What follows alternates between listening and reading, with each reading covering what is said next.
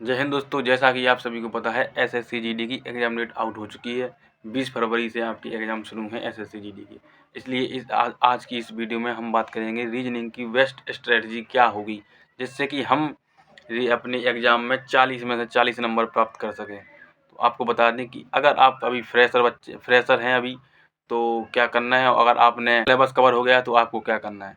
सबसे पहले जिन भाइयों का अभी सिलेबस कवर नहीं हुआ है, तो सबसे पहला उनका कर्तव्य यह होता है कि सबसे पहले उनके लिए अपना सिलेबस कवर करना पड़ेगा। अब सिलेबस कवर कहाँ से करें?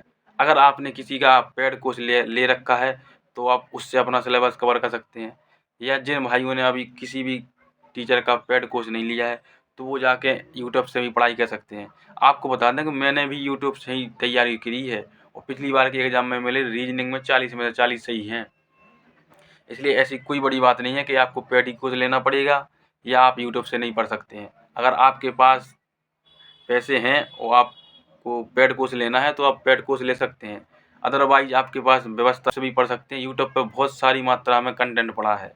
आप जाकर वो सर्च करेंगे यूट्यूब पे कि एसएससी जीडी रीजनिंग, तो वहाँ पे आपको बहुत सारी प्लेलिस्ट मिल जाएंगी, जिसको आपको लगे कि हाँ मुझे इस टीचर की समझ में आ रही है, उसकी आप पढ़ सकते हैं। तो सबसे पहला आपका काम क्या है कि आपको रीजनिंग का पूरा सिलेबस कवर करना है।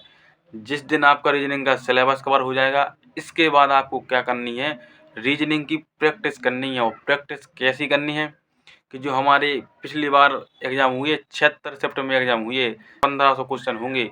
अगर आपने प्रैक्टिस कर ली जो प्रीवियस ईयर हैं, अगले जीडी की ही, इसमें ही आपका काम हो जाएगा।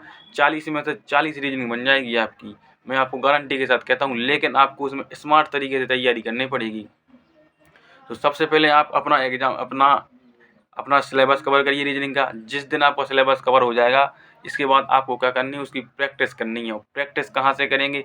प्रैक्टिस करने के लिए कई साधन उपलब्ध हैं। आज के समय में डिजिटल ज़माना है, तो अगर आपके पास अगर किरण पब्लिकेशन की बुक है या पिनेक्कल की बुक है, और अगर ये भी नहीं है तो आप टेक्स्ट बुक से भी आपकी प्रैक्टिस कर सकते हैं।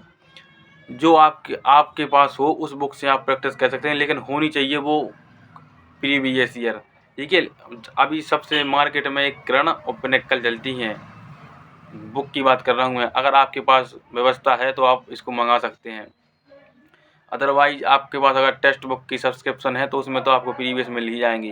तो आपको इसको कैसे सॉल्व करने हैं, इसके लिए इसकी बात करते हैं। सबसे पहले आप जैसे आपका सिलेबस कवर हुआ, इसके बाद आप जाएंगे प्रैक्टिस पे। आपने बुक खोली, उसमें आपको शिफ्ट वाइज क्वेश्चन दिए होंगे कि इस शिफ्ट में एक क्वेश्चन आए थे, उस क्वेश्चन को लगाना है।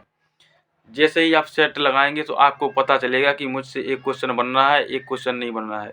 जो क्वेश्चन आपसे बन रहा है उसको तो आप कोई बात नहीं, स्किप कर देंगे।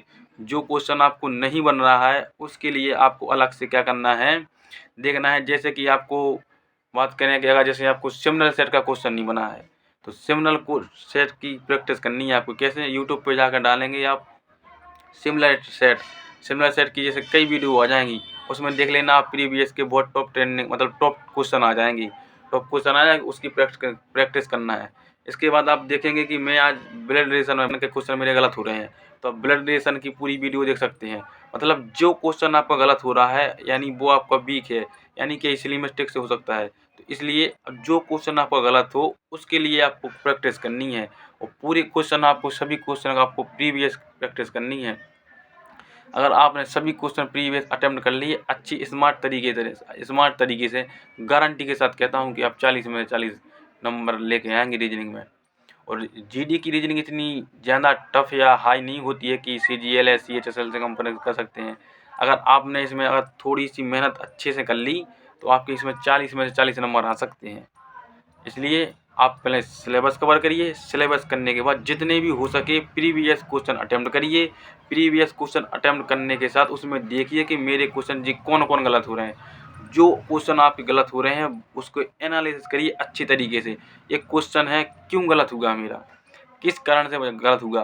कैलकुलेशन से गलत हो गया, या मेरे पास टाइम नहीं बचा था, या मुझे क्वेश्चन आता ही नहीं था। ऐसे आप एनालिसिस करके आप उसको दोबारा लगाएंगे कि मतलब टॉपिक को पूरा फिर से लगाना।